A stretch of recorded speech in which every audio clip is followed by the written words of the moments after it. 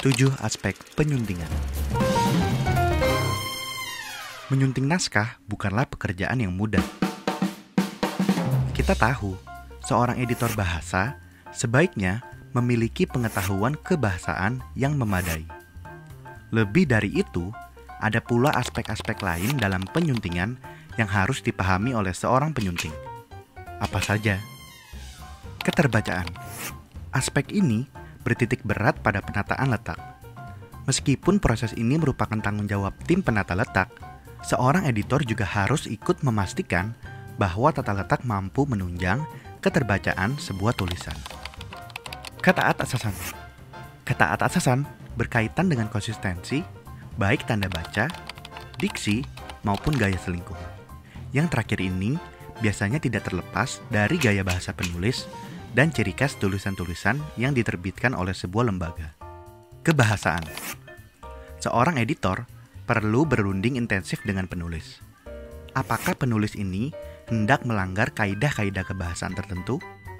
Tanyakan alasannya, sanggah jika perlu. Kalau tulisan akan diterbitkan oleh sebuah kantor penerbitan, pastikan bahwa gaya bahasa penulis telah sesuai dengan visi dan misi kantor tersebut. Apabila tulisan akan dipublikasikan dalam situs web media massa, pastikan bahwa tulisan tersebut sudah sejalan dengan arahan redaktor. Barulah setelah itu, seorang editor dapat melakukan penyuntingan terkait gramatika, ejaan, peristilahan, dan kebakuan kata. Kejelasan. Aspek keempat, berfokus pada jelas atau tidaknya tulisan. Seorang editor harus memahami keseluruhan naskah, mulai dari pembukaan hingga penutup. Dalam ranah fiksi, penyunting juga memiliki peran untuk memastikan bahwa tulisan sudah memiliki pembabakan konflik dan leraian yang jelas. Sementara, dalam ranah non-fiksi, penyunting wajib menjamin bahwa tulisan sudah disusun berdasarkan tujuan yang disepakati. Edukatif, informatif, persuasif, dan sebagainya. Ketelitian. Penyunting harus memastikan kesahihan data di dalam tulisan. Lazimnya, ketelitian ini sangat diperlukan dalam tulisan non-fiksi, seperti laporan, artikel, dan esai. Namun, dalam tulisan fiksi, kebenaran data juga patut diperhatikan, apalagi jika karya tersebut mengangkat latar belakang sejarah. Kepatutan. Aspek ini bertalian dengan ketelitian. Pastikan bahwa seorang penulis tidak menjiplak atau memplagiat karya orang lain.